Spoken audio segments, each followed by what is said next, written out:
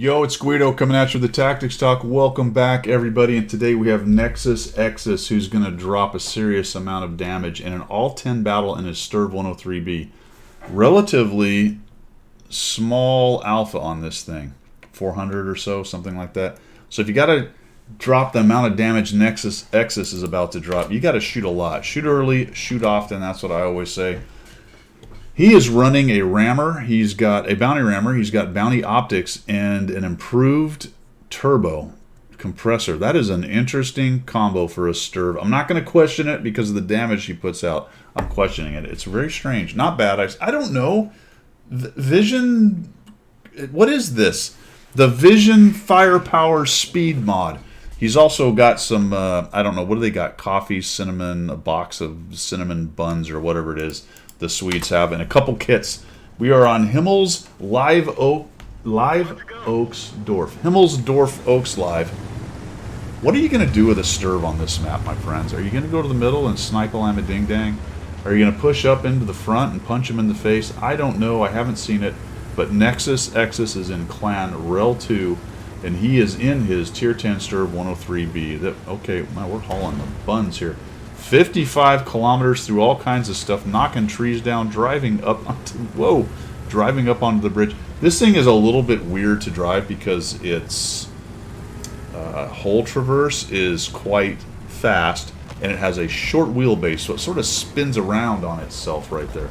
So he knocks down the tree and says, I am one with the tree. Show me somebody to shoot, Mr. VZ. I am one with the tree, Mr. VZ. Oh, look out, fella. Shell velocity, accuracy. Look how tight, look how tight the dispersion is on that thing. In general, this is one of the tanks, and Tier 10's a lot like this in many tanks, but this one in particular at Tier 10 is one of those tanks that shall hit what you aim at. Look, he hit. He just bounced. Just got unlucky with the angle. Would have been nice to take some hit points off the FV. What on earth? Look at that. This is quite the setup, my friends. Everybody, other than the 907, T57, and 100 LT, is battling down here against what looks like a fairly significant amount of the enemy team. The 121 is... Why is he doing that? Boy, that did not go well for him. I'm just going to say it. He got lit? Okay. Pops that guy, backs out. Thinks about coming back. I think they're so busy even as you're lit. The only thing you really want to be careful with is the 58 and the Conquer. This big flat thing does not do well if it gets hit directly on the top. What is the Badger doing? No, he's over on the other side. I don't think you're going to get a shot on him.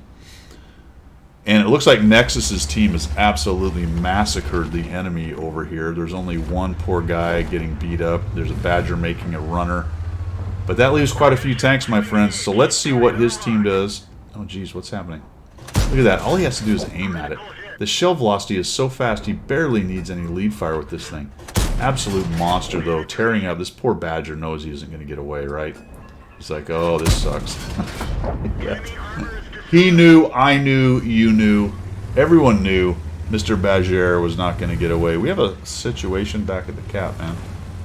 I don't... Oh, it's here. Over here, dude. Oh, okay, there we go. Turning around. Good. 2,352 damage. Very weird, actually. Who's gone back? Just our hero, the IS-7, and I guess the 110E4s decided to turn around. The rest of them, very odd, are pushing in. Alright, I like this, though. This is a good little position for defending the cap, provided they don't get behind the building, right? Once they get to the cap, that's a bummer, but when they're crossing this open area, notice that his draw range is just about to the edge of the map here. He can do some good work. He does have to watch out for somebody who might be filtering into this low area over here. For example, a 13105 who may light him. Looks like it's behind some buildings there. If he comes out, he's going to get shot. Actually, that I was all kerfuffled. And that's, see, this is the problem I was talking about. The IS-7 and the 430. I was actually backwards. I thought that light tank was over this way. Well, one nice thing about if you're blocking your shot, it's nice if the enemy team comes out around the edge of it. This is a bit of a scrap. We got a fight going on both sides now. The guys who fell back on the purple team are kind of mauling the push. The guys who are pushing in are doing some good work over here. Nexus is looking for a shot. He's had a hard time getting one. There we go. We drop another one up to 3,000. Oh, this is a target-rich environment. Oh, killing the Manticore would be nice. But we missed him. Gonna auto-aim the guy, I guess? Okay, no. We'll adjust fire. That probably went in. Interesting that he didn't move up to try to help these guys, but these dudes are giving him some shots, and he's sneaking them through the girders of the bridge right here. Doing some nice work. Missed that guy up to 3,459. 110E4 pushes out into the open, and he's very exposed. T-57 staying in the low area. It looks like he got away with it for the most part. So let's just pause this for a second. Wow, what a bummer. You know, you really just wish the green team had turned back around and mauled this push. If they hadn't pushed in there, you know, somebody maybe to watch in case they try to push in behind. You know, it is tier 10. Everything's relatively fast, so they could have caused them some trouble if none of them had stayed to watch, but my goodness. Turning in what was a really nice win on a flank into a very iffy situation by splitting the forces. The good news for Nexus's team is they have him on it. 4,262. And one other tank, which does very nicely. I can't remember which one it is. Off the top of my head, you'll see the cards at the end, but somebody else drops a serious amount of damage. And between the two of them, pretty much saved what is kind of a crummy situation overall. You know, you do have to fault the purples just a little bit, this push into the cap when theirs was threatened. We could have the same discussion about their team going back and defending their cap and not pushing in and getting mauled. But it's a 1, 2, 3, 4, 5 against 3 right now. T-57 gets a hit a couple more times up to 5,000 damage. The beauty is that he's able to stay unspotted, right? So he's sitting back here punishing people. He's not getting lit for it. Where's the Manticore, though? I wonder if the Manticore has potentially gone back. Don't know. Maybe we've got an IS-7 with 1,300 damage over here. The 430U still in good shape. The 110E4 has bit the dust. So here's the question. Do we go in and try to take these guys on? Makes you wonder why they're not on cap. You know, if they'd have jumped on cap right now. But it looks like maybe they want to win. Or maybe they want to kill everything. Is that what we got going on? We have a no cap kill all. Look how fast the reload is on this thing. We should get lit there. Oh, we didn't. He's just looking that way. Screen not penetrated. That's a bummer. Surely that lit us. There we go. Stop calling me Shirley. So now they've got one guy on.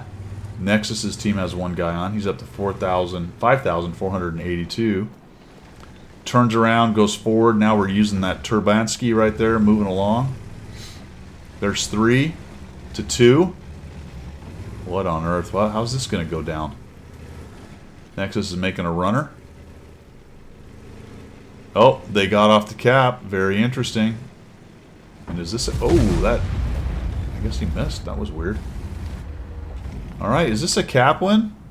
I didn't notice, actually. That's kind of disappointing. Is it? This is the end of it? Just a cap win? Ammo rack. No. Okay, just a cap win. Ow, one more shot. One more shot for damage. Oh, should have pickled that one off. He did get one of those blind shots at least. He was over 6,000 damage. That was a little bit nutty at the end, I got to tell you.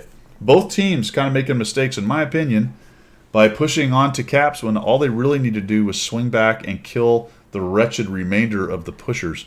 Sometimes you see that, and both teams go back, more or less, maybe 1 or 2 push, and then you see kind of a reset, and it's almost like a fight's on again halfway through the battle where both teams go back, deal with the pushers, and then they start moving out yet again. Not what happened here. Both teams continued to push onto the cap, and smartly the VZ, Super Conqueror, and 50M jumped on because the defenders were pretty much out of options.